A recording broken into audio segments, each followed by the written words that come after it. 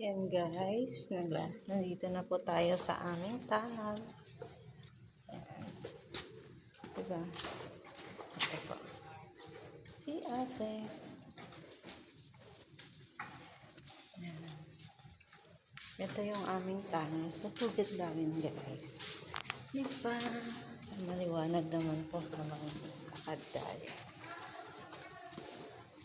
Yan.